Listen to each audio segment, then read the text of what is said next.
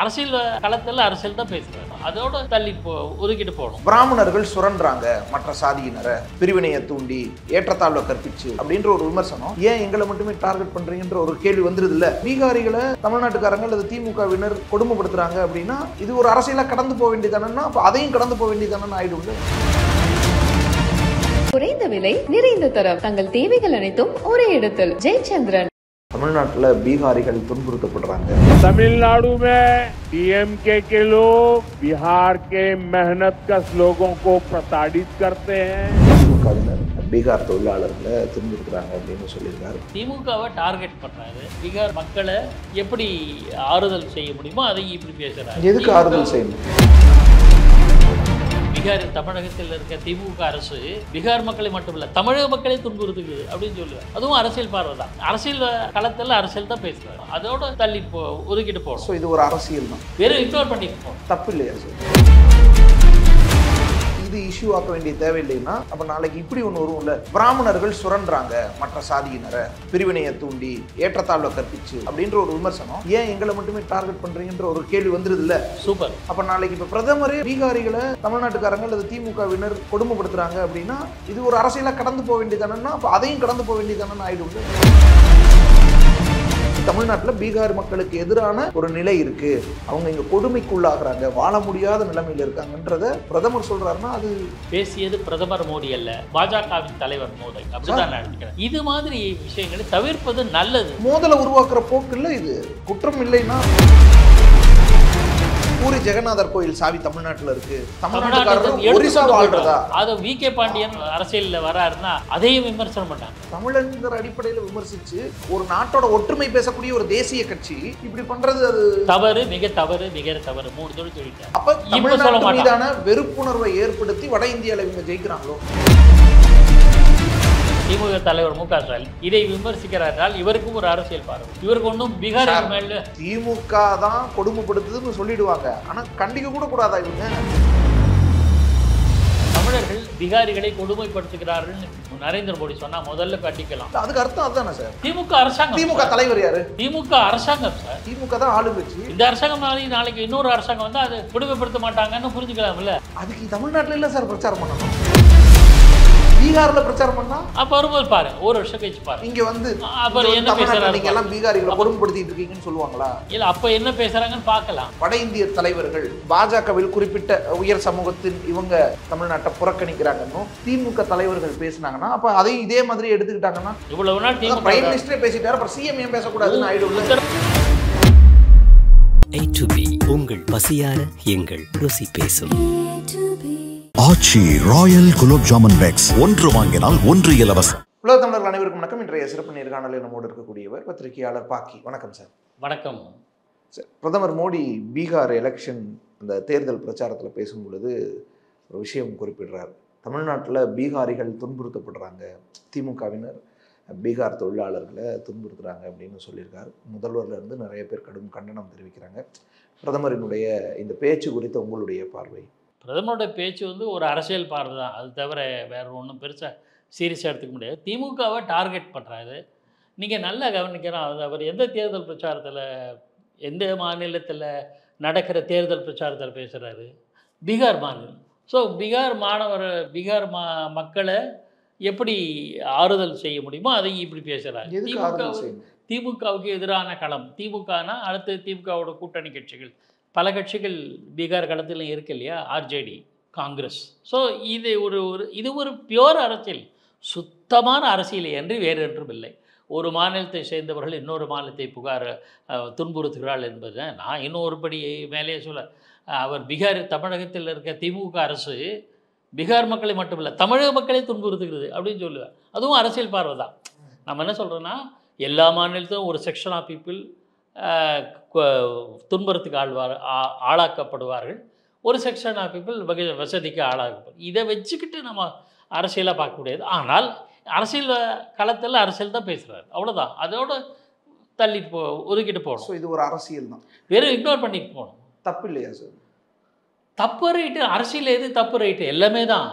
ஒரிசாவில் வந்து தமிழர்கள் சாவி திருடி போனான்ற மாதிரி சொன்னாங்கல்ல, எல்லாத்தையும் ஊதி பெருசாக்கலாம். இப்போ தமிழ்நாட்டை சேர்ந்த அமைச்சர் பொன்முடி அமைச்சராகிறது போது பீகாரிகள்லாம் பானிபூரி விற்கிறவன் தான் சொன்னார். உடனே தமிழர்கள் பீகாரிகளுக்கு எதிரானவர்கள் அப்படின்னு சொல்லி பிரச்சாரம் பண்ணலாமா? இங்கே வரும்போது பண்ணுவாங்க. இதுதான் அதான் அப்படி பிரச்சனை பண்ணுவது, அரசியல் பண்ணுவது, அரசியலே ஏன்றி வேற ஒன்றும் இல்லை. இதெல்லாம் ரொம்ப தீவிரமாக நம்ம வந்து இஷ்யூ ஆக்க வேண்டிய அவசியம். அப்போ இது இஷ்யூ ஆக்க வேண்டிய தேவையில்லைன்னா அப்போ நாளைக்கு இப்படி ஒன்று வரும்ல, பிராமணர்கள் சுரண்டுறாங்க, மற்ற சாதியினரை பிரிவினையை தூண்டி ஏற்றத்தாழ்வை கற்பிச்சு சுரண்டுறாங்க அப்படின்ற ஒரு விமர்சனம், ஏன் எங்களை மட்டுமே டார்கெட் பண்ணுறீங்கன்ற ஒரு கேள்வி வந்துடுது இல்லை? சூப்பர், கரெக்ட் இல்லை சார்? அப்போ அது தப்புன்ற ஒரு இடத்துக்கு வரோம்ல, இப்படி சொல்லாதீங்கன்ற இடத்துக்கு. அப்போ நாளைக்கு இப்போ பிரதமரே இப்படி பீகாரிகளை தமிழ்நாட்டுக்காரங்க அல்லது திமுகவினர் கொடுமைப்படுத்துகிறாங்க அப்படின்னா இது ஒரு அரசியலாக கடந்து போக வேண்டியதானன்னா அப்போ அதையும் கடந்து போக வேண்டியதானன்னு ஆயிடும்ல. ஒரு பார்வை நீங்கள் சொன்னது, ஒரு குறிப்பிட்ட சமுதாயம் மற்ற சமுதாயத்தை அடக்கி ஆண்டாருங்கிறது வரலாற்று பதிவு. நான் பேரை சொல்ல விரும்பலை. இந்த நூற்றாண்டில் இருக்கா இப்போ இருக்கான்னு இல்லை. ஆனால் ஒரு குறிப்பிட்ட பிரிவு அப்பர் காஸ்ட், நீங்கள் சொல்கிற பிராமணர்கள், நான் அதையே நேரடியாக பிராமணர்கள் மற்ற சமுதாயத்தினர் அடக்கி ஆண்டார்கள் அப்படிங்கிறது இன்றைக்கு பேசுவது இரலவெண்ட், பொருத்தமற்றது. ஆனால் அது இருந்ததா இல்லையானா வரலாற்று பதிவு வேற. ஆனால் இப்போ இதில் பொய்யுமே இருக்குல்ல, திமுகவினர் கொடுமையாப்படுத்திட்டு இருக்காங்க, இங்கே வாழ முடியாது ஒரு சர்டிஃபைட் பண்ணிட்டு போறாரு. ஆளுநர் சொல்றாரு இங்கே தங்கமான மக்கள், இங்கே ஒரு பிரச்சனை இல்லைன்னு. நான் ஒரு படி மேலே சொல்கிறேனே, தமிழ் மக்களையே இந்த அரசு துன்புறுத்துகிறது. பொலிட்டிக்கல் ஸ்டேட்மெண்ட் வேற. இப்போ இந்த ஆட்சி சரியில்லை அப்படின்னு சொல்றதோ, இந்த ஆட்சி மக்களுக்கு எதிரான ஆட்சின்னு சொல்றதோ, சட்டம் ஒழுங்கு சீர்கெட்டுருச்சுன்னு சொல்றதோ, இல்லை நாட்டில் பிரதமர் மோடியோட ஆட்சி சரியில்லைன்னு சொல்றதோ, இதெல்லாம் பொலிட்டிக்கல் ஸ்டேட்மெண்ட்ஸ். பட் ஒரு பார்ட்டி, அதுவும் இங்கே ஆளும் கட்சி திமுக தான் இங்கே ஆளுது. முதலமைச்சர் ஸ்டாலின் திமுக காரர் தான், அவர் உட்பட எல்லாரும் இங்கே பீகாரிகளை கொடுமைப்படுத்துறாங்கன்னா, இப்போ தமிழ்நாட்டில் பீகார் மக்களுக்கு எதிரான ஒரு நிலை இருக்கு, அவங்க இங்கே கொடுமைக்குள்ளாகிறாங்க, வாழ முடியாத நிலைமையில் இருக்காங்கன்றத பிரதமர் சொல்றாருன்னா அது சீரியஸாக எடுத்துக்கணும்ல, கடந்து போக முடியாதுல்ல. சரி, நீங்கள் அப்படியே அது ஆர்கியூமெண்ட்ஸ் நான் எடுத்துக்கிறேன். பிரதமர் பேசியது பிரதமர் மோடி அல்ல, பாஜகவின் தலைவர் மோடி, அப்படிதான் நான் எடுத்துக்கிறேன். ரெண்டு விஷயம் சார். இதை வந்து பார்லிமெண்ட்டை சொன்னால் நான் கடுமையாக ஆட்சேபிப்பேன். அதிகாரபூர்வமாக பேசினா விமர்சிப்பேன், கண்டிப்பாக விமர்சிப்பேன். இதே பிரதமர் மோடி தமிழ்நாட்டுக்கு வந்தால் தமிழர்கள் மிகச்சிறந்தவர்கள், தமிழர்களை திமுக அரசு கொடுமைப்படுத்துகிறது, தமிழகத்தை சேர்ந்தவர்கள் உயர்ந்தவர்கள் அப்படின்னு ஆகாவன் பேசுவார். இங்கே வந்தாரை வாழ வைக்க தமிழகம்னு உங்களையும் என்னையும் கூட அதிகமாக தமிழ் பேசுவார். இதெல்லாம் அரசியல். நான் என்ன சொல்கிறேன்னா, இதை கட்சி மேடையில் பேசுறதுனால இக்னோர் பண்ணணும். நான் என்ன சொல்கிறேன்னா, இதை ஒரு சீரியஸ் ஆக்க வேணாம். ஆனால் என்னை பொறுத்தவரை நீங்கள் அதை அப்போ ஒரு அரசியலாக்கினா, நான் இதை அரசியலாக்குவேன். தமிழ்நாட்டில் தமிழர்களையே துன்புறுத்தப்படுகிறார்கள். அதான் பொலிட்டிக்கல் ஸ்டேட்மெண்ட்ஸ் வேற சார். என்ன ஒரு கருத்தை நான் சொல்லிடுறேன். இவ்வளவு சொன்னால் கூட ஒரு விஷயத்தை சொல்லணும். பிரதமர் அமித்ஷா, பிரதமர் மோடி, அமித்ஷா போன்ற உயர்ந்த பொசிஷனில் இருக்கிறவங்க இந்த மாதிரியான அல்பத்தனமான விஷயங்கள் பேசாமல் இருத்தல் நல்லது. பேசக்கூடாது, பேச வேண்டும், பேசக்கூடாதுன்னு சட்டம்லாம் கிடையாது. ஆனால் அவங்களுக்குன்னு ஒரு அழகு இருக்குது, ஒரு மரியாதை, ஒரு மாண்பு. கரெக்டு, நல்ல வார்த்தை அது. அந்த மாண்பை இப்போ second line leaders, third line leaders பேசுகிறாங்கன்னு வச்சுக்கல, ஓகே. நான் ஒரு பச்சையாக சொல்கிறேன், தமிழ்நாட்டில் இருக்க தலைவர்கள் அல்ல வானந்தியோ தமிழிசை போன்ற தலைவர்களோ அல்லது நேஷனல் லெவலில் இருக்க மற்ற எத்தனையோ தலைவர்கள் இருக்காங்க, அவங்க பேசினாங்கன்னா ரைட்.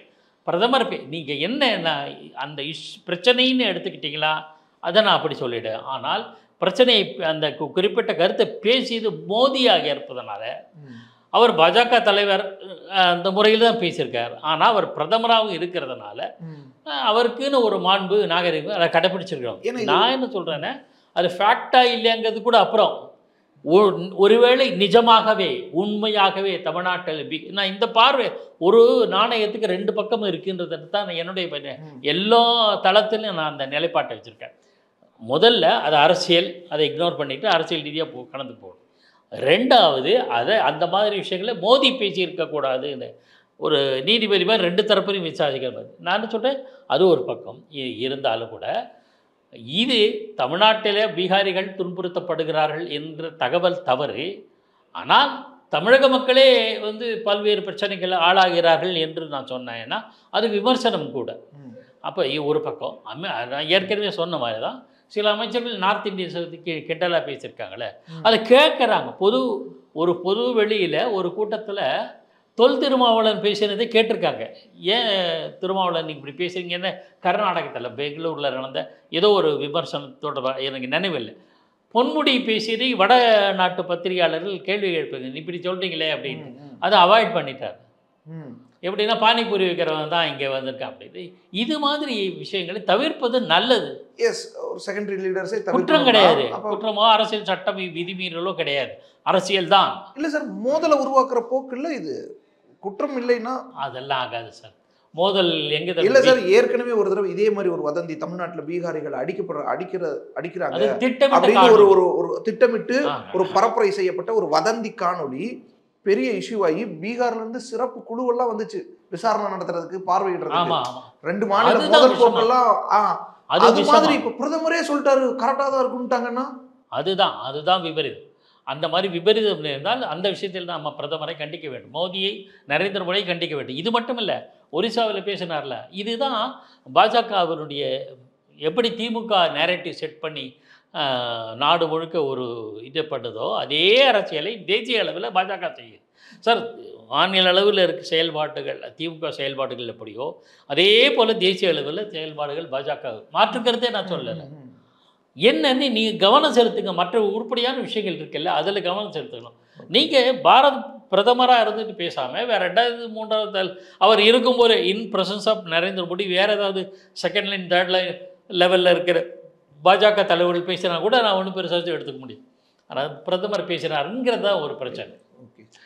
ஏற்கனவே சார் ஒரிசால இதே தான் நடந்தது.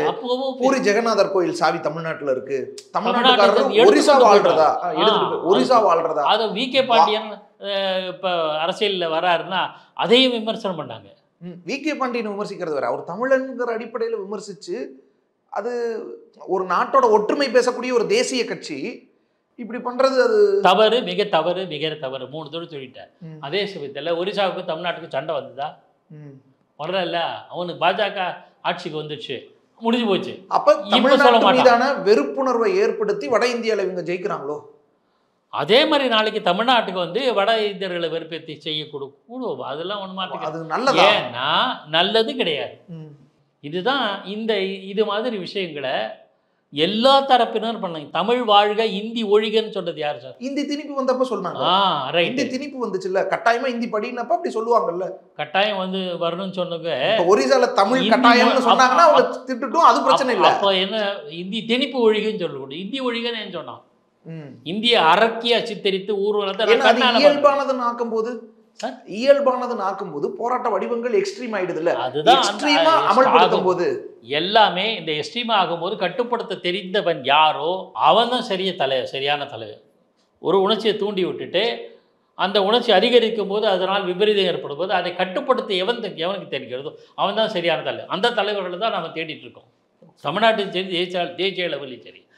நிர்வாகத்தை குறை சொல்லலை, சிறப்பான ஆட்சியை தர்றாங்க, ஊழலை பெருமளவுக்கு இல்லை, ஊழல் இல்லை. இது மாதிரியான விபரீதம். இது மட்டும் இல்லை சார், பாஜக இப்போ பீகாரை பற்றி பேசுகிறீங்க, சிறுபான்மை மதத்தை சேர்ந்தவர்கள் பற்றி கூட சொல்கிறாங்க. அதை வந்து பிரதமர் பேசுறதில்ல, பிரதமரோ மோடியோ பேசுவதாக தெரியலை. ஆனால் 2ஆம் நிலை 3ஆம் நிலை மோசமாக பேசும்போது அதை கண்டிக்கவும் தவறி விடுங்க. இது தவறு. ஆனால் நான் என்ன சொல்கிறேன், இதெல்லாம் அரசியலில் இப்படி ஆயிடுச்சு. இந்த அரசியலில் ஒட்டுமொத்த அரசியலில் இப்படியெல்லாம் ஆயிடுச்சு. நாளைக்கு உண்மையாகவே வரலாற்று ரீதியாக சொல்ல போனால் பீகாரிகளுக்கும் மகாராஷ்டிரக்காரர்களுக்கும் ஆகாது. நம்ம நினச்சிட்டு இருக்கோம் வடக்கே எல்லாம் ஒன்றுன்ட்டு. இல்லை, பீகார்லேருந்து குடிபெயர்ந்து மகாராஷ்டிரா போகிறவங்கள அடிக்க ஆரம்பித்தாங்க. தமிழ்நாட்டிலேருந்து, தமிழ்நாடு இல்லை, அவங்க மദ്രാസിன்னு சொல்லி சிவசேனை ஆரம்பித்தாங்கல்ல, தமிழ்நாட்டை சேர்ந்தவர்கள் இல்லை, மலையாளிகள் கேரளாவிலேருந்து போய் அங்கே செட்டில் ஆகி நிறைய வெல்த்து சேகரிக்க ஆரம்பிச்சப்போம், பொருளாதார ரீதியில் வலுப்பெற்றவர்களே இவன் வந்துட்டான நமக்கு திரட்டுன்னு சொல்லி ஆரம்பித்தவர் தான் பால் தாக்கரே. தென் மாநிலத்தவர்களுக்கு எதிரான போராட்டம் தான் அது. அதை மദ്രാസിன்னு சொல்லிட்டாங்க. அதனால் தமிழர்களுக்கு எதிரான இல்லை, தமிழர்களுக்கு இல்லை, மேக்ஸிமம் மலையாளிகளுக்கு எதிரான. ஸோ இந்த மாதிரி மாநில உலகம் இதுக்கு எல்லாமே காரணம் மாநில ரீதியான பிரிவினை. மாநில பிரிவினைன்னு சொல்ல முடியாது, அதை ஒரு பாரபட்சமான அல்லது ஒவ்வொரு மாநில உரிமை அல்லது மாநில உரிமை தவறு கிடையாது, அது தவறு கிடையாது. பிராந்திய அளவில் கட்சிகள் அதனால கட்சிகளும் தவறு கிடையாது. கட்சிகள் ஏன் சார் வந்து மாநில கட்சிகள் ஏன் உருவாச்சு? மாநிலங்கள் அவமானப்படுத்துவதனால தான் வந்து, நான் அதை மாற்று கருத்து கிடையாது. ஆனால் இப்படியான ஒரு பேதத்தை மேலிடத்தில் இருக்கிறவங்க பயன்படுத்திக்கிட்டாங்க. எப்படி ஆதிக்க மனப்பான்மை உள்ளவர்கள் எப்பவுமே கீழே இருக்கிற 2 பேர் பிரித்து பார்த்துக்கிட்டே இருப்பான். பிரிட்டிஷ்காரன் இந்தியாவை ஆண்டான். பிரிட்டிஷாரை எதிர்த்து போராடி களமாடியது சுதந்திர போராட்டத்தில் உயிர் தியாகம் பண்ணி தியாகம் செய்தவர்கள் இந்துக்களும் முஸ்லீம்களும். ஆனால் இது 2 ஒன்றா இருந்தால் நமக்கு ஆபத்து. 2 பேரும் பிரித்து விட்டுட்டு போயிட்டாங்க, நாட்டையை பிரிச்சுட்டோம். அதே மாதிரி இன்றைய கிட்டத்தட்ட இது ஒரு விதமான ஏகாதிபத்திய மன உணர்வு. பிரித்தாளும் சூழ்ச்சி தான். பிரித்து ஆளும் இல்லை, ஏற்கனவே இருக்கிற பிளவுகளை தங்களுக்கு சாதகமாக கூறியிருக்காங்க. அது நீங்கள் இதான் பிரிட்டிஷ் சொன்ன தேசிய அளவில் காங்கிரஸும் பாஜக 2 செய்கிறது. இப்போது திராவிட இயக்கங்கள் அப்படி தான் செய்யுது. தமிழ்நாட்டில் மட்டும் என்ன, ஒரு குறிப்பிட்ட சமுதாயம் நேற்றைய தான் ஒரு வெளிப்படையாக சொல்கிறேன், தேவருக்கு எல்லா கட்சியும் போட்டி போட்டுக்கிட்டு மரியாதை செய்கிறாங்க. அவனோட நோக்கம் என்ன? சாதிய வாக்குகளை தவிர வேற என்ன? உண்மையான பசும்பொன் தேவருடைய குறிக்கோளை இவர்கள் யாரும் அறிந்து கடைப்பிடிப்பதில்லை. சாதி மனப்பான்மை தான். நல்லா கவனிக்கணும். இந்த மாதிரி இல்லாமல் ஒரு ஒரு எதிர்கால சிந்தனையோடு செயல்படுகிற பொது உடைமை சிந்தனைவாதிகள், உண்மையான பொது உடைமை எண்ணத்தை கோட்பாடு உள்ளவர்கள் யாருமே போகலை. பாஜக போகுது, காங்கிரஸ் போகுது, திமுக போகுது, அதிமுக போகுது. அதிமுகவிலே 1, 2, 3 சொன்னதுக்கு கோவம் வந்துடும் அவங்களுக்கு. நான் அப்படி சொல்ல வரல. எல்லா கட்சியும் நுட்பம் எங்கே பண்ணுறேன், என்ன நோக்கம்? ஒரே ஒரு நோக்கம், அந்த சமுதாயத்தினோட ஓட்டுகளை பெற வேண்டும். ஸோ இந்த மாதிரி வாக்குகளை பெற வேண்டும், வாக்குகளை அதுக்கு சிறப்பு செய்ய போய் நிற்கிறது, எல்லாரும் முண்டி போய் எல்லாமே என்னுடைய பார்வை என்ன சொல்கிறேன், முண்டி அடிச்சுட்டு போய் சிறப்பு செய்கிறாங்க. அதெல்லாம் ஓகே, அது வரைக்கும் புரியுது. ஏன்னா அந்த வாக்குகளை கவர்றதுக்கு அவங்கள பெருமைப்படுத்தி நான் வாக்குகளை வாங்கிக்கிறேன். இன்னொருத்தவங்களை சிறுமப்படுத்திட்டு வாங்குறதுங்கிறது அதுவும், அதாவது ஒருத்தனை புகழ்தலும் இன்னொருவரை இகழ்தலும் 2மே அரசியல் உள்நோக்கம் கொண்டது சார். ஆபத்தானது. அது ஆபத்தா இல்லையான்னு காலம்தான் சொல்ல. ஆனால் ஒன்று சொல்கிறேன், ஒரிசாவை பற்றி அப்போ சொன்னாரே தவிர அதுக்கு பிறகு ஒரிசா தமிழர் பிளவு ஏற்படலை. அதுக்கப்புறம் பேசல, தேர்தல் முடிஞ்சிருச்சு. அதே மாதிரி பீகார் தேர்தல் முடிஞ்சோடனே இதுவும் தேர்தலுக்காக வாக்குகளுக்காக இன்னொரு மாநிலத்தை தமிழ்நாட்டில் இது பார்க்க மாட்டாங்களா? என்ன இப்படி நம்மளை பற்றி இப்படி பேசுகிறாங்களேன்னு இதை பற்றி இவங்க எங்கே அது கண்டுக்கிட்ட முதல்வர் வரைக்கும் கண்டிச்சிருக்காருல்ல. முதலமைச்சர் கண்டிப்பதனால இது ஒரு விவாத பொருளாகிடும். அது தவிர முதலமைச்சருக்கும் கண்டிக்கணும்ல, நியாயமா? திமுக தலைவராக இருக்கிற மு க ஸ்டாலின், நான் கேர்ஃபுல்லாக யூஸ் பண்ணுவேன், திமுக தலைவர் மு க ஸ்டாலின் இதை விமர்சிக்கிறார் என்றால் இவருக்கும் ஒரு அரசியல் பார்வை உண்டு. இவருக்கு ஒன்றும் பீகார் மேல திமுக தான் கொடுமைப்படுத்துதுன்னு சொல்லிடுவாங்க, ஆனால் கண்டிக்க கூட கூடாதா இவங்க? இல்லை அது அது அரசியல். திமுக தான், தமிழர்கள் அல்ல. திமுக யார் தமிழ்நாட்டில்? மக்களால் திமுக தான் அங்கீகரிக்கப்பட்ட ஆளுங்கட்சியா இருக்கு. மக்கள் திமுக தான் தேர்ந்தெடுத்திருக்காங்க, திமுக தான் ஆளுங்கட்சி. அப்ப பீகார்ல யாரு ஆட்சி? அந்த பாஜக தான். அதேதான். அப்ப பாஜக ஆட்சி செய்யற பாஜக என் மக்களை தமிழ்நாட்டுல அங்க இருக்கிற ஆளுங்கட்சி கொடுமைப்படுத்துதுன்னு சொல்லுதுன்னா, தமிழ்நாட்டுல கொடுமைப்படுத்துறாங்கன்னு சொல்றாங்கன்னா அது அதான். நீங்க திமுக பாஜகன்னு பாத்தீங்கன்னா அப்படி, பீகாரி தமிழர்கள்னு சொன்னா அப்படி. தமிழர்கள் பீகாரிகளை கொடுமைப்படுத்துகிறார்கள் நரேந்திர மோடி சொன்னா முதல்ல கண்டிக்கலாம். இல்ல, அதுக்கு அர்த்தம் அதுதானே சார்? அப்படியே திமுக அரசாங்கம். திமுக தலைவர் யாரு? திமுக அரசாங்கம் சார். அதான் அந்த அரசாங்கம், திமுக தான் ஆளுங்கட்சி. இந்த அரசாங்கம் நாளைக்கு இன்னொரு அரசாங்கம் வந்து அது கொடுமைப்படுத்த மாட்டாங்கன்னு புரிஞ்சுக்கலாம்ல. நான் ஒருபடி மேலே சொல்றேன். நாம் தமிழர் சீமானே ஒரு அழகா ஒரு வார்த்தை சொன்னார், வாங்க சாப்பாடு சாப்பிடுங்க, வசதியா இருங்க, ஓட்டு நீங்க உங்க ஊருக்கு போடுங்க, இங்க வாழுங்க, ஆளாதீர்கள். அவர் தெளிவா சொல்றார். யார் வேண்டுமானாலும் இங்கு வாழலாம், ஆனால் எல்லோருமே ஆளக்கூடாது, தமிழர்களை தவிர. இதுதான் அவங்க பார்வை. அதுல எனக்கு அந்த கிளாரிட்டி எனக்கு ரொம்ப பிடிச்சிருக்கு, யதார்த்தமாகவும் இருக்கு. சரி, நான் அதனால சொல்றேன், இது வந்து திமுகவுக்கு மீதான டார்கெட்டை தவிர தமிழ்நாட்டு மீதான டார்கெட் இல்லை. ஆனா தமிழ்நாட்டு மக்கள் திமுக தான் ஆளுங்கட்சியை இப்போ உட்கார வச்சிருக்காங்க, திமுகவோட தலைவரை தான் முதலமைச்சரா உட்கார வச்சிருக்காங்க. அப்ப முதலமைச்சர் தொடங்கி திமுகவினர் இங்க பீகாரிகளை கொடுமைப்படுத்துறாங்கன்னா அது அர்த்தம் என்னவாகுது? தமிழ்நாட்டுல கொடுமை நடக்குதுன்னு தான் அர்த்தம் ஆகுது. அரசு மாறிடுச்சு. அதுக்கு தமிழ்நாட்டுல இல்ல சார் பிரச்சாரம் பண்ணணும், பீகார்ல பிரச்சாரம் பண்ணா அப்ப வரும்போது பாரு, ஒரு வருஷம் கழிச்சு பாரு, இங்க வந்து நீங்க எல்லாம் பீகாரிகளை கொடுமைப்படுத்திட்டு இருக்கீங்கன்னு சொல்லுவாங்களா? இல்ல, அப்ப என்ன பேசுறாங்கன்னு பார்க்கலாம். அப்ப என்ன பேசுறாங்களோ அதை ஒட்டி பாராட்டுறதா விமர்சிக்கிறதா முடிவு பண்ணலாம். அப்ப அவர் தமிழை முன்னிறுத்துவார், தமிழர்களை மேம்படுத்துவார், தமிழ் பண்பாட்டை பேசுவார். பொதுவா பாஜக வட இந்திய தலைவர்கள் தமிழ்நாட்டை பாரபட்சமா நடத்துறாங்க அப்படின்னு, அல்லது பாஜகவில் குறிப்பிட்ட உயர் சமூகத்தின் இவங்க தமிழ்நாட்டை புறக்கணிக்கிறாங்கன்னு திமுக தலைவர்கள் பேசினாங்கன்னா, அப்ப அதையும் இதே மாதிரி எடுத்துக்கிட்டாங்கன்னா அதே மாதிரிதான் எடுத்துக்கணும். ஆனால் அதை செய்யவும் செய்கிறாங்க. சரி, அதான் அதை நியாயப்படுத்துறதுக்கு இது காரணம் ஆயிடும்ல. அதான் அதை நியாயப்படுத்துறது இல்லை. அவங்க இவ்வளோ நாள் சொல்லிட்டு இருக்கும்போது நம்ம அதை பற்றி பேசுறதில்ல. பிரைம் மினிஸ்டர் இப்படி பேசுகிறோன்னு பேசணும். இவ்வளவு நாள் பிரைம் மினிஸ்டரே பேசிட்டாரு, அப்புறம் சிஎம் ஏன் பேசக்கூடாதுன்னு ஆயிடும். உத்தரப்பிரதேசத்துக்கு இவ்வளவு சலுகை எங்களுக்கு இல்லையா? டேட்டா வச்சு சார் என் வரியில இவ்வளவு பர்சன்டேஜ்ங்கிறது நான் கேட்கறது பொதுவா சொல்றேன். அப்போ இப்படி பேசுறதை நியாயப்படுத்துறதுக்கான வாய்ப்பை இது ஏற்படுத்திடுது இல்லை. இவங்க நான் என்ன சொல்றேன், திமுக அரசுன்னு தான் பேசுறாங்க. அப்போ நீங்கள் பாஜக அரசுன்னு சொல்லலாம்ல. பாஜக அரசு ஆட்சியில் வந்து மத கலவரமே நடக்கலை. அயோத்தி கலவரம் எப்போ நடந்தது?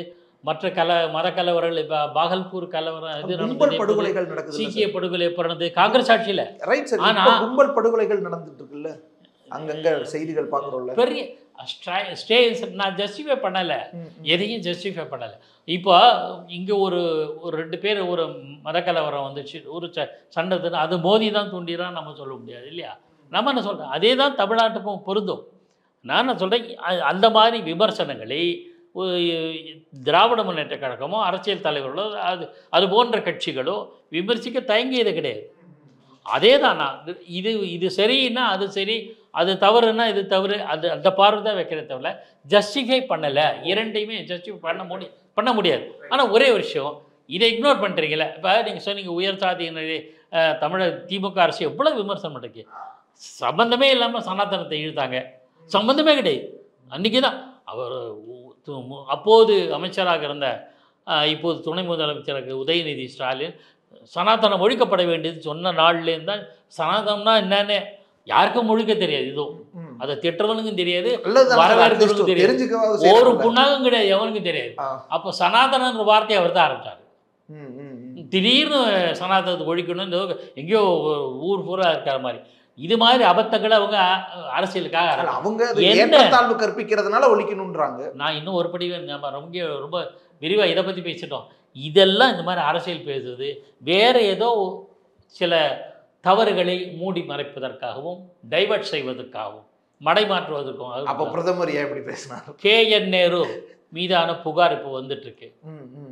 அதை மறைக்கிறவர் இப்படி பேசுறாரா? நான் அப்படி ரொம்ப விரிவாக சொல்ல ஒரு ஊடகமா சொல்லிட்டு போயிடுறேன்.